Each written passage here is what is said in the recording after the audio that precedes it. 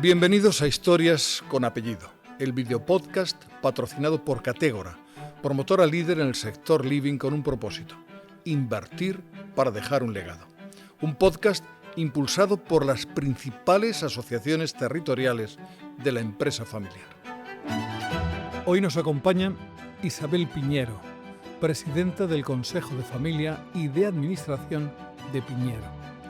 Junto a su madre y sus hermanas mantiene vivo el legado de su padre, Pablo Piñero, fundador en 1975 de un proyecto que hoy es un gran ecosistema turístico y residencial con presencia en más de 30 países.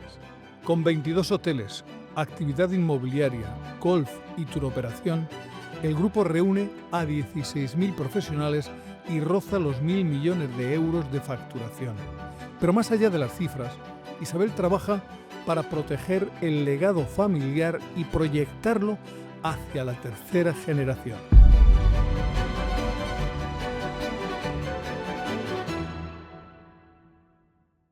Isabel Piñero, ¿qué tal? ¿Cómo estás? Muy bien, muchas gracias y un placer estar aquí contigo. Un placer recibirte. Si hablamos de Piñero, en la industria de los hoteles se conoce perfectamente, pero si hablamos ya de Bahía Príncipe, eso sí que es popular, ¿no? Sí, efectivamente, incluso de Viajes Sol Tour, que fue el primer negocio Lo recuerdo familiar. perfectamente, Sí. Y bueno, y la verdad es que siempre es importante ver los orígenes, sobre todo en una empresa familiar, de dónde vienes, y que gracias a ese Viajes Sol Tour luego vinieron los hoteles Bahía Príncipe. Pero lo primero es un tal Pablo Piñero, ¿no? Ujú. Que aparece un día, que se dedica a otras cosas. ¿Cuál es el origen de la empresa? Cuéntanos, porque es muy llamativo. Pues bueno, mi padre Pablo Piñero nace en Mula, un pueblecito de la provincia de Murcia. Y ya desde, bueno, hay que tener en cuenta el contexto. Ellos eran una familia de 5 hermanos en la posguerra, y bueno, ya había mucha necesidad. Y a su vez también tuvo la suerte de encontrar un profesor que vio cualidades en mi padre, y entonces pues hizo todo lo posible para que siguiera estudiando. Y eso le abrió un camino. Al mismo tiempo, mi padre era una persona también muy visionaria. Siempre nos contaba cuando era niño que cuando era la época de los tambores, como su padre, mi abuelo, era carpintero, entonces era la época de los tambores, pues fabricaba los palillos. Luego, para la época de las comuniones, pues las perchas donde colgaban los trajes, ¿no? Y siempre nos contaba que sus hermanos eran el equipo comercial. Entonces, también entre esa visión, el estudiar, pues él sabía que él quería salir del pueblo, porque sabía que eso era su visión, ¿no? Su propósito. Y sabía que estudiar y salir de ese pueblo, pues para tener otro conocimiento, le abriría esas puertas. Y además un propósito, porque él decía algo así, que lo que quería era ser su propio jefe, ¿no? Levantarse Exacto, tarde y sí. no decir algo como comer sandías, o sea, Sí, porque claro, lo tenía que todas compartir las que todo. pudiera, ¿no? Y entonces decía, yo siempre le encantaba la sandía, y siempre que comíamos sandía decía, yo quería levantarme, o sea, ser mi propio jefe para poder no tener que madrugar, y luego poder comer toda la sandía que quisiera, ¿no? Entonces, claro, eso también es de donde el contexto de dónde viene, y la necesidad que hace que tengas un propósito o otro. ¿Y en qué momento se produce que cambias de lo que es una intención, una vocación, ¿no? De salir de mula, de hacer otras cosas, a que se convierta realmente en un propósito empresarial? Sí, la verdad es que yo creo que en ese momento tampoco eran conscientes, no había tanta conciencia de crear el propósito. Yo creo que en ese momento es más la necesidad de crecer, ¿no? En esa época de ser alguien. Y mi padre tenía claro que para ser alguien tenía que montar su empresa, o sea, salir del pueblo en primer lugar. Aprobó unas oposiciones a inspector jefe de policía, y entonces se fue a Murcia. En ese momento también fue destinado a Mallorca, y ahí se enamoró de la isla de Mallorca. Entonces, cuando vuelve a Murcia, luego ya se casa con mi madre, y en ese momento pues le surge una oportunidad en el bar de debajo de donde vivíamos, para montar un viaje, porque el Murcia, el equipo de fútbol de Murcia, jugaba con el Mallorca. Y entonces organiza ese viaje. Y ahí pues empezó a ver, dijo, uy, aquí parece que hay negocio. Claro, estamos en los 70, ¿no? Donde empieza todo ese boom turístico. Y yo creo que ahí ya pasó ese cambio de chip, de decir, ¿y si monto mi propio negocio, no? Ujú. Y yo creo que fue ese el cambio. Y sobre todo el cambio de ya cuando en el 85 decide que toda su familia, que ya habíamos nacido las 3 chicas, viajamos a Entonces ya sí que estamos ante yo creo que ahí es el cambio. una intención Sí, real de dejar un legado, ¿no? De sí, hacer algo importante, ¿no? sí. En ese momento. Después viene el resto de las cosas, ¿no? Después viene, pues, descubrir el Caribe, ¿no? ¿Cómo se produce eso, Isabel? Pues cuando en el 85 nos trasladamos a Mallorca y estaban también, era el boom turístico, estaban también creciendo todas las cadenas hoteleras, estaba también las compañías aéreas, la sede se estaban Ujú. implantando en Mallorca y bueno, pues él sabía que Mallorca era pues el lugar donde poder crecer y desarrollar tu negocio turístico. Y entonces, claro, como turoperador nacional de aquella época, que era Viajes Sol Tour, pues las cadenas hoteleras en general, el turismo nacional no estaba tan considerado, era más el turismo extranjero. Y mi padre sabía que si quería dar alojamiento a los turistas, tendría que tener sus propias camas, por decirlo así.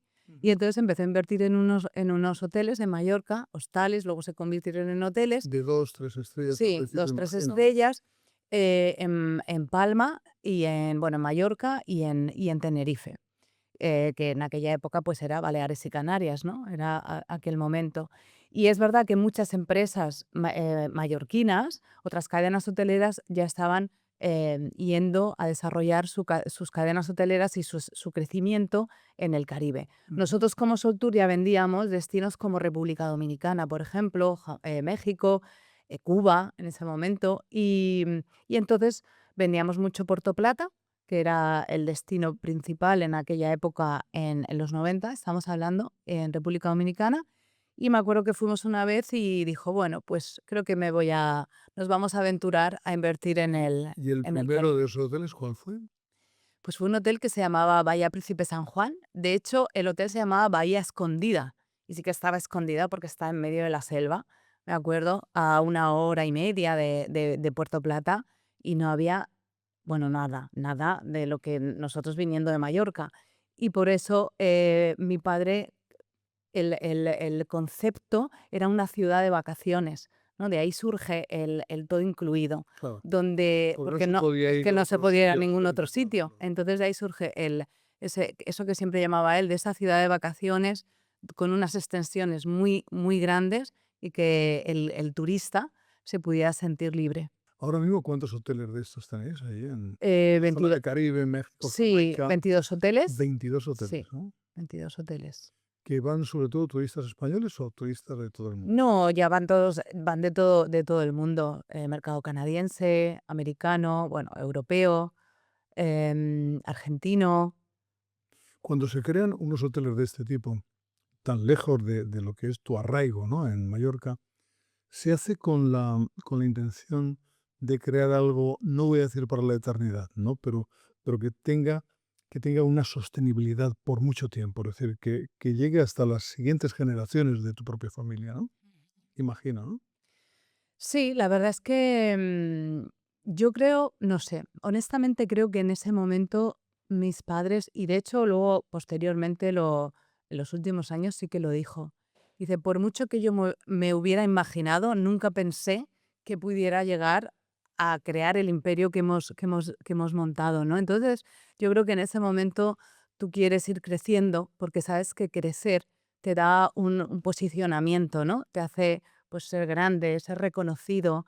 Y, y yo creo que no eran tan conscientes de lo que, De lo que estaban de lo que haciendo. estaban haciendo. Luego, poco a poco, pues de ahí nos fuimos a México, Tenerife, Jamaica, y de ahí se crea la marca internacional Bahía Príncipe. Los primeros mercados era el mercado español, como hemos dicho, España, español y portugués, y luego ya cambia totalmente la distribución hotelera a otro, porque realmente en los destinos de Caribe los mercados naturales son los de América. Sí, sí. Ahora el inconformismo os lleva incluso a crear una división inmobiliaria, ¿no? Que además la ponéis en marcha justo cuando se produce la gran crisis de 2008, supongo que con muchas dificultades, ¿no? Sí, la verdad es que, bueno, también nos dedicamos a un sector en el que, pues cuando tienes que ser resiliente porque todo afecta y cada vez más. Entonces, es verdad que en esa época, bueno, empezábamos con la división inmobiliaria y el golf. Y bueno, pues mi padre se las ingenió bueno, para salir adelante. Es cierto que también el tener una marca, el tener un negocio, el tener, como hablamos, esos valores siempre que impulsamos en las empresas familiares, eso también te ayuda bueno, pues al sobrevivir, digamos, en estas crisis y sobre todo trabajar bien todo bueno, lo que trabajamos en una empresa familiar, que es esa protección de patrimonio, para si vienen o esa diversificación, para si vienen esas crisis, que esa fue en ese momento y que al sector inmobiliario afectó muchísimo, pero gracias a Dios teníamos el sector turístico. Entonces, Ah, pues todo bueno, pensado. vas compensando. Luego hemos vivido otra serie de crisis y vas aprendiendo de cada una. ¿Y qué pasa en 2017 cuando tu padre fallece? Ujú. ¿Qué cambia dentro de la compañía, dentro de la empresa? Bueno, pues bueno, que lo cambia todo. En 2017, la verdad es que es algo que no sé, nunca te esperas que va a pasar así. Primero, porque, bueno, pues tu padre, el pilar de la familia, el pilar de la empresa. Realmente la empresa era Pablo Piñero, más allá de lo que son las marcas comerciales como Soltour, Bahía Príncipe. Era lo que es Pablo Piñero, ¿no? Era muy, muy presente. Entonces, cuando él fallece, primero es como que lo asimilas emocionalmente y luego, pues, sobre todo es ser más... Claro, hasta ahora nosotros teníamos un cargo ejecutivo en la compañía.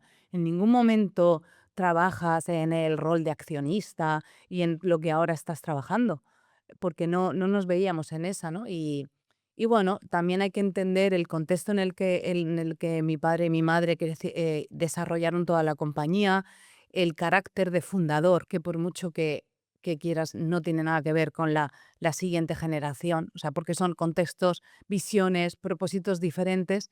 Entonces, bueno, fue un momento muy duro en el que ahí creo que también, reflexionando estos días antes de venir aquí, creo que ahí también se construyó como el legado de la segunda generación, porque sí que en ese momento tienes que hacer una decisión importante, una decisión que pasa desapercibida. Y es, queremos continuar juntas, o sea, queremos tener ese propósito. Y ahí las cuatro, contando con mi madre y mis dos hermanas, tuvimos claro de que queríamos continuar, ¿no? Fuimos más conscientes de el legado que nos había Claro. dejado y aparte de, bueno, pues heredas muchísima responsabilidad, tienes que construir toda tu confianza, conocerte a ti misma como persona, como líder, como miembro de una familia, como empresa. Y entonces, bueno, pues decidimos que sí, el construir un propósito común y el construir lo que en ese momento vendría luego, que es posicionar Grupo Piñero, que ahora se ha convertido en Piñero. En Piñero, sí, Mm. así. Es como la diferencia entre recibir una gran herencia y asumir un legado, ¿no? Yo supongo que eso lo plantees, la cosa cambia, no solamente recibir una acción o unas acciones, ¿no? Sino que tenéis que mantener, construir y lo asumís perfectamente, ¿no? Sí, totalmente, pero eso lo hemos trabajado, la verdad es que yo a nivel individual, hasta que no fallece mi padre, no eres consciente de eso, porque de repente estudias la carrera, decides que quieres entrar en la empresa familiar, es como un pim pam, o sea, no te planteas otra cosa. Y es también parte de la formación que nosotras queremos trabajar con las siguientes generaciones, ayudarles a entender los diferentes roles, ¿no? Esa convivencia entre las tres dimensiones, familia, propiedad, empresa, y que independientemente de que quieras trabajar o no en la empresa, existen los otros dos roles. Y el ser miembro de una familia que quiere continuar con un propósito, eso implica el tener conversaciones, el compartir valores, y eso es como el primer rol, que es muy importante, pero que a veces nos lo saltamos y vamos directamente a la empresa. Entonces, esa parte de ese propósito de construir conjuntamente creo que es de lo más importante. Y hay que elaborar un protocolo familiar. necesariamente para salvar lo que es el futuro de la empresa? Bueno, desde mi punto de vista, yo creo que lo importante es hacer como una gestión más con conciencia, de ser consciente primero qué rol quieres asumir. Como miembro de la familia que seas, decir, bueno, somos una familia empresaria que queremos continuar y ser consciente de los diferentes órganos de gobierno que tienes. Pero sobre todo es que si tienes esas conversaciones que a veces entre miembros de la familia son muy incómodas, porque al final se trata de relaciones, Ujú. la consecuencia de eso es tener un protocolo familiar. Pero nosotros hicimos un protocolo familiar en el 2011, que estaba mi padre, lo hicimos los 5, eran reuniones muy complicadas, porque hay que entender que mi padre, él quería mandar. Y está muy bien, dice el protocolo y luego se quedó en un cajón. Entonces, en el 2017, cuando mi padre fallece, pues Toma evidentemente sentido. tiene sentido, Claro. pero claro, a veces es verdad que, y nos ayudó muchísimo en esa época ir a las reuniones que teníamos de la asociación, de la empresa familiar de Baleares, porque nos empezó a abrir esa conciencia de ese rol de propietario, ese rol de accionista. ¿Qué se os dice, por ejemplo, desde la asociación? Bueno, sobre todo el compartir con otras familias te ayuda muchísimo también, porque Aprender aprender de también de lo. errores ajenos, Exacto. supongo. Sí, y porque a veces pues no parece como que solo pasa en tu familia y no, muchas veces o hay familias que a lo mejor van 4 generaciones por delante, entonces pues eso siempre te inspira. Y luego también pues lo que son las charlas que organiza la asociación, yo creo que nos nutrimos entre todos y a nosotros nos ayudó a poner en marcha el protocolo. Pero insisto, después de todos estos años, creo que no es tengo un protocolo y ya con eso se garantiza el continuar el legado. Pero, ¿qué es lo que regula exactamente el protocolo? Por ejemplo, la incorporación de nuevos Exacto, cómo socios. tienen que ser los nuevos Claro. socios, los planes de sucesión, el tema de toda la formación de la siguiente Si hay generación. conflictos también, ¿no? Exacto. Entonces, bueno, definir la estrategia, cuál es el propósito de la empresa familiar, de lo que es de la familia, independientemente de la compañía. Porque nosotros como Piñero tenemos unos valores y un propósito para la audiencia de todos, de tanto nuestros clientes, proveedores y los propios trabajadores de Piñero. Pero la audiencia de la familia Piñero García es diferente. Están nosotras 4, o sea, mi madre, nosotras 3, y luego tenemos los 8 nietos, que son, digamos, la tercera generación, más los padres de los niños, o sea, nuestros Ujú. cónyuges. ¿Dónde se toman las grandes decisiones? ¿En el consejo de administración o en el consejo de familia? Mm, Esa es una gran pregunta. La paella de los domingos. No, no. Pero es verdad que nosotros a día de hoy, como somos, digamos, estamos en todas partes. Siempre nos llamamos el cuarteto y siempre decimos, es que estamos en todas partes. Entonces, ahora sí que estamos trabajando en definir no, ahora estamos en el Consejo de Administración. Aquí tenemos que decidir esto. Nos estamos formando para ello. Porque, claro, también en todo este proceso, lo de formar parte de un Consejo de Administración es muchísima responsabilidad. Entonces, hay que formarte para eso, ¿no? Entonces ahí se toman una serie de decisiones. La junta de accionistas otra y en el consejo de familia otras. Entonces depende de qué decisiones. Si es relacionado con la empresa y continuar y ayudar a que se cumpla la estrategia de la compañía, es en el consejo de administración. En el consejo de familia pues se toman decisiones de los planes de formación, por ejemplo. No es nada más importante que otros, depende de qué tipo de decisión. Oye, y la gobernanza, yo me pregunto si es una herramienta para maximizar la rentabilidad del valor económico o una forma de eso, de preservar la armonía en el grupo, ¿no? Mm. Y en la familia. Sí, la verdad es que la gobernanza para mí creo que es fundamental, porque de alguna forma establece las normas, los acuerdos a los que habéis llegado como familia. También un tema muy importante que como miembros de una familia es el rol que ocupa cada una. Eso es muy importante también de cara primero a ti misma. ¿no? Saber qué quieres, ya que tengo la suerte de tener una empresa familiar, una responsabilidad, qué rol quiero ocupar.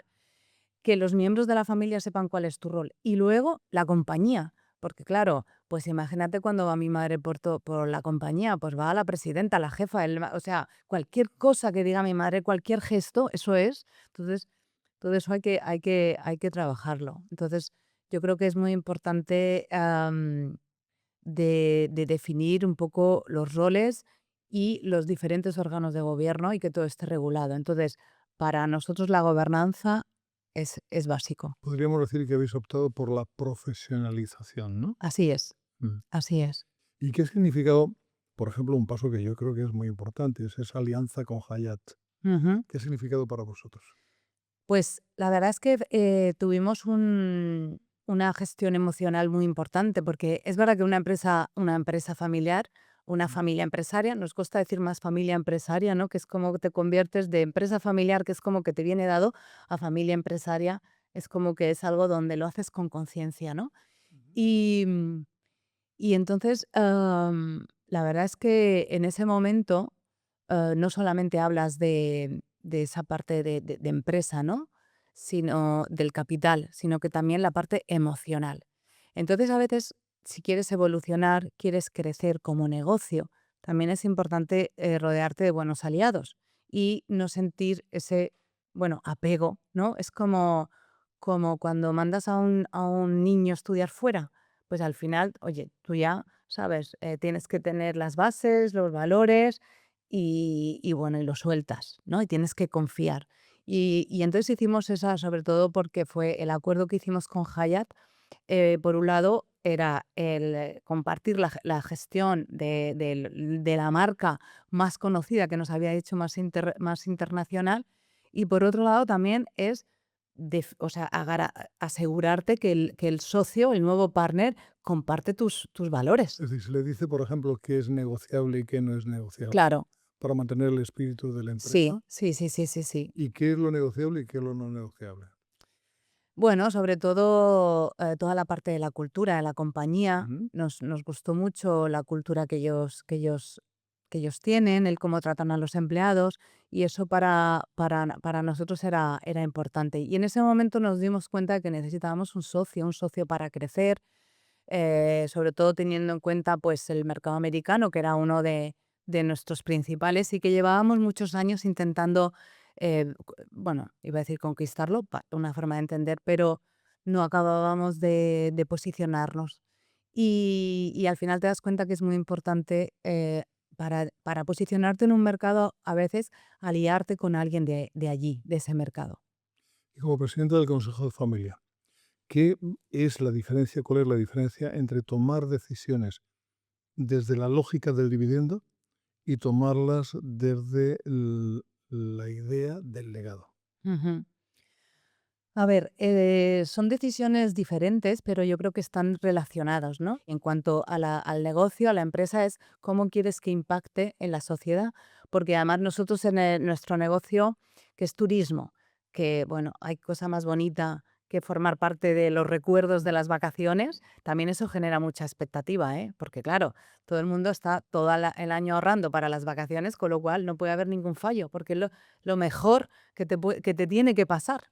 Y entonces eso es bonito también, ¿no? El formar parte de esos recuerdos, el formar parte de ese impacto que quieres dejar en las sociedades donde estás, porque al dedicar a tener hoteles residenciales de golf, la cantidad de gente que muchas veces también, antes que hablábamos de mi padre, sí que es verdad que cuando falleció, todo el mundo venía a decirte, gracias a tu padre, pues mis hijos han ido a la universidad. Y en ese momento no eres consciente y ahí es cuando se empieza a El cobrar legado. sentido la parte del legado, de lo que Sí. tú contribuyes. Entonces, son decisiones que no es ni una son diferentes, pero creo que es muy complementario y muy necesario. No se puede tomar solo las decisiones viendo fríamente el dividendo. ¿Alguna vez has hablado de roles y alguna vez has Mm. identificado esos roles con los distintos sombreros que Sí. uno se pone en un momento determinado? ¿Cuál de los sombreros está destinado a mantener el activo y a desarrollarlo? ¿Y cuál es el sombrero dentro de la compañía, dentro de vosotros, que se dedica más a eso, a mantener el legado, ¿no? Al espíritu del legado, ¿no? Porque hay un espíritu. Sí, hay un espíritu. Pues sí, incluso esto lo hablamos de lo de los sombreros, que me acuerdo que una vez fuimos a bueno, a una reunión nuestra y llevamos diferentes sombreros de colores. Lo que pasa que, claro, no pude comprar sombreros que no llevaran purpurina y eso al final pues, fue un desastre porque no nos podíamos poner serios porque ya ver a mi madre con tanta purpurina, pero sí que es verdad que nos ayuda mucho a entender lo de los roles de diferentes sombreros. Entonces, por ejemplo, ese rol de mantener esa estrategia, ¿no? Esa continuidad más desde el punto de vista de empresa sería en el consejo de administración. Y luego todo lo que tiene que ver con ese legado, la parte más de familia, es con el sombrero de miembro de la familia. Por ejemplo, nosotros ahora los niños, los 8 nietos, ellos ya son parte de la familia Piñero García. No son accionistas todavía. Probablemente no se quieran dedicar a la empresa, pero forman parte de la familia. Y eso implica, pues, el compartir unos valores que los intentamos aplicar bueno, los compartimos con ellos a la hora de los viajes que hacemos familiares, para que también, porque no es solamente cuando te dediques a o formarles en contabilidad, sino lo más difícil es formarles en los valores y sobre todo que estén asociados a comportamientos, porque a lo mejor la humildad para ti significa una cosa y para mí otra, y esto va asociado a un comportamiento. Entonces, con la ejemplaridad es lo más importante y todo eso se trabaja más como familia. Y luego ya desde el rol de accionista y de consejera, que es ahí desde donde se trabaja más para continuar con el activo, que crezca el activo, esas alianzas, todo eso. Es verdad que esa decisión de, oye, necesitamos un partner para seguir creciendo, se toman más como familia. Y luego ya, pues desde el consejo de administración se decide, pues cuál va a ser la vía, ¿no? O quién. ¿Y viajáis mucho a menudo, toda la familia junta? Solemos hacer 2 viajes al año. 2 viajes al año. Sí, Todos, ¿no? sí, los 15, Navidad y en verano. ¿Y cómo se sale de ese viaje? ¿Se sale reforzado? ¿Sale con un ímpetu Se sale, especial? que ya es mucho, se sale. Pero es verdad que cuando antes, bueno, reflexionaba cuando me preguntabas por el legado también de mi padre y si hay algo que nos enseñó, que ahora cuando eres más mayor o tienes niños, eres más consciente, es sobre todo el viajar juntos. Nos ayudó muchísimo y es parte de lo que yo recuerdo más de esos viajes a Viena, por ejemplo. Me acuerdo que íbamos con él, nos encantaba viajar. Y, y luego también la parte cultural, porque a mi padre le encantaba, compró un teatro en Mula, en nuestro pueblo, y bueno, aquella época era la época de las revistas, las zarzuelas, y toda esa parte de pasión por la cultura y la música es algo que luego nosotros inconscientemente hemos incorporado en nuestros hoteles. Y de hecho, en cualquier Bahía Príncipe, toda la parte del entretenimiento La animación, ¿no? sí, dentro del Ajá. producto, no, o sea, lo que nosotros queríamos es que tú no tuvieras la sensación de, da igual que estés en México o en Jamaica, que parece que es un estándar, sino que esté intrínseco, aunque sea, hay estándares iguales, pero que tú tengas la sensación de que estás en México por la gastronomía, por los espectáculos, por el carácter, por cómo te trata el empleado, diferente. Entonces, toda esa parte de los viajes es algo que hemos querido continuar con la siguiente generación. Todo eso tiene que ver mucho con el arraigo también, porque la industria del turismo es una industria transformadora, evidentemente, pero al final sí que estáis en un sitio con valores de ese sitio también, ¿no? Imagino, ¿no? Sí, eso la verdad es que me siento muy afortunada porque me encanta cuando vamos a los diferentes países conocer la cultura diferente, que muchas veces eso también te ayuda mucho porque por mucho que tú quieras implantar unos valores o una cultura empresarial, tienes que respetar y ser consciente de las diferentes culturas, porque a lo mejor las necesidades que tú tienes en España no tiene nada que ver con el sitio donde estás intentando operar en República Dominicana o en México. Y eso es muy importante ser respetuoso con la cultura a la que vas. Sí, el arraigo es importante, pero sí me gustaría preguntarte una cosa. Cuando alguien entra, un cliente, un huésped, Mm. entra en un hotel de Bahía Príncipe, ¿reconoce estar en una empresa familiar? ¿Cómo se transmite eso? ¿Qué es lo que queréis transmitir en ese sentido? Sí, pues eso me remito otra vez a yo lo que hemos crecido siempre, mi padre era muy cercano a todo el mundo y eso realmente forma parte de ese carácter familiar, ¿no? Que tú tienes la sensación de que estás en un hotel y que te sientes como en casa. Entonces, eso al final, evidentemente ahora con 15.000 empleados, pues no puedes acceder, pero eso forma parte de la cultura de la empresa y los valores que por un lado vienen de la familia y luego parte de esos valores de la familia tienen que ir alineados con los valores de la empresa, que tú puedas ir a un hotel y te sientas como en casa. Para eso, que es muy importante, pues cuidar al empleado, porque si vas a un Vaya Príncipe y pues quieres que el empleado, da igual que el hotel sea del mayor lujo del mundo, si hay un empleado que te recibe, que no te saluda, que te trata mal, es que la experiencia ya cambia totalmente. Y por todo lo contrario, muchas veces a lo mejor el servicio o el producto no es tan bueno, pero el trato, la calidad de servicio y esa excelencia que siempre nosotros hemos perseguido de los empleados es que te cambia la experiencia, pero para eso les tienes que tratar a ellos bien. ¿La empatía se nota en la cuenta de resultados? Bueno, es un intangible que para mí sí. Es muy, es, Ujú. es, es muy, muy, muy importante. Y bueno, y es algo que, además yo que vengo del área de marketing, siempre digo que la mejor campaña de marketing es el tratar bien a tus empleados, porque al final te puedes gastar millones en campañas de publicidad y de marketing, pero si luego un empleado no está contento, eso es lo que va a transmitir. Ujú. Son ya 8 miembros más, ¿no? Sí, Que son hijos tuyos, de tus hermanas, ¿no? exacto. ¿Y Sí. a ellos qué les transmitís? El afecto por el dato, por decirlo de algún modo, ¿no? Por que la empresa vaya bien, o que sean custodios de una forma de hacer. Mm. Bueno, principalmente lo que ahora que estamos trabajando en ese plan de formación, bueno, plan de formación, educación, pues sobre todo es enseñarle en valores, en, en también aprender a que sean conscientes de lo que ellos quieren ser. Entonces es simplemente, oye, no quitarles presión, porque muchas veces de forma inconsciente tienen una presión y una mochila que es lo que decir, bueno, hay que aprender que por ser miembro de la familia esto requiere de una responsabilidad, por ser accionista es otro, y luego si quieres estar en la gestión.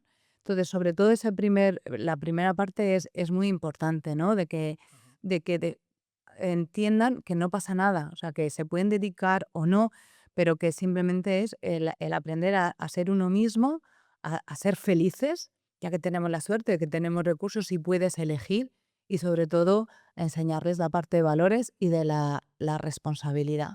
Y sí que hay, creo, por otras cosas que he oído de vosotros antes, es que hay unas exigencias concretas para la incorporación. Es decir, no se produce esa incorporación, incluso facilitáis que trabajen en otras empresas antes de llegar a Piñero, etcétera, etcétera. Sí. ¿Qué pasaría si dentro de 30 años esa nueva generación de Piñero decide vender la compañía? Bueno, pues si se vende porque o una de dos, o porque no quieren continuar o porque creen que les va a aportar, pues cada uno que quiere recorrer su camino, me parecerá, me parecerá bien. Lo que sí, pues me dolería porque de alguna forma, no sé, me sentiría responsable, bueno, me sentiría, no lo veré, pero bueno, o sí, no se sabe. Pero es el que fuera a consecuencia de que no se han puesto de acuerdo, de que no ha habido esa armonía familiar. Y yo creo que Eso sí que causa eso dolor, sí ¿no? que causa más dolor, ¿no? De que, bueno, si lo han hecho, porque eso forma parte de decir, oye, pues vamos a vender esto porque a día de hoy esto ya no es un negocio. Pues nosotros como tour operador, como empezó mi padre, los vuelos charter, y ahora ya casi no hay vuelos charter, pues nos hemos tenido que adaptar y eso es lo mismo, ¿no? Entonces, pero que no sea por una ruptura de la familia, porque eso sí que rompería el legado. Y ahora, Isabel, sí que te voy a hacer una pregunta que nuestro patrocinador, Catégora, siempre quiere poner al final de la entrevista, de este podcast. Y es, ¿cuál es el legado que deja el Grupo Piñero, Piñero ahora, en la sociedad y en el mundo de los hoteles, en el mundo de la industria. El año pasado cumplimos 50 años y la verdad es que te ayuda también cuando cumples un aniversario así, te ayuda a decir, bueno, ¿qué sería el mundo sin Piñero? Esto suena así, pero te lo tienes que plantear porque pues yo creo que hemos ayudado a mucha gente a cumplir sus sueños. Es maravilloso también, no solo los empleados que hablábamos antes, cuando ves que sus hijos han podido llevar a sus hijos a la universidad, gente que empezó con nosotros muy jovencitos y ahora son directores de hoteles. Y, y luego también, bueno, a las sociedades y luego a los turistas, porque hay mucha gente, muchos clientes repetitivos que se han tatuado el nombre de Bahía Príncipe, por ejemplo. Y a mí eso me sorprende, ¿no? Entonces, para mí el formar parte de eso sí que es aportar a la sociedad más allá de que contribuimos como sector turístico, creo que nuestra responsabilidad es contribuir al conocimiento de la cultura en los países donde estamos, el respeto y que lo que hablábamos antes, ¿no? Y sobre todo, pues eso, a que ahora, por ejemplo, en Mallorca, que es donde está nuestra sede, abrimos un hotel, que es nuestro primer hotel urbano, era un hotelito pequeño, y lo abrimos en el barrio desde donde mi padre empezó, es el barrio del Terreno, y bueno, queremos hacer como un concepto que sea no tanto hotel, sino que sea, de hecho se llama El Terreno Barrio Hotel, para contribuir a que no solamente es un hotel para los turistas, que también para la gente que viene de fuera, sino también para la gente local, para la gente que quiera hacer barrio, ¿no? Entonces eso también es una contribución, porque podríamos estar en cualquier sitio del mundo y elegimos estar en Mallorca y en el barrio del Terreno. Y luego el legado sobre todo para los 8 nietos, que bueno, pues yo me conformo que sigan juntos haciendo esos viajes familiares. Isabel Piñero, ha sido un placer. Muchas gracias por Muchas atender, por gracias. estar aquí. Muchas gracias a ti. Un placer. Hoy con Piñero cerramos una reflexión sobre lo que significa custodiar algo más que un patrimonio. Hemos hablado de la diferencia entre heredar acciones y asumir responsabilidad, de la importancia de ordenar la familia antes de que sea imprescindible hacerlo y de cómo la gobernanza puede convertirse en la mejor aliada del propósito. También de integrar a socios sin perder cultura, asegurando que el crecimiento no diluya la identidad, de evolucionar los valores sin romper el hilo que une generaciones y de la importancia de que cada miembro de la familia tenga claro cuál es su rol dentro del proyecto común. Y sobre todo, de preparar a la tercera generación no para poseer una empresa, sino para comprender la responsabilidad que implica y el impacto que deja. Porque quizá el legado no es lo que se transmite, sino lo que permanece cuando cambian las circunstancias.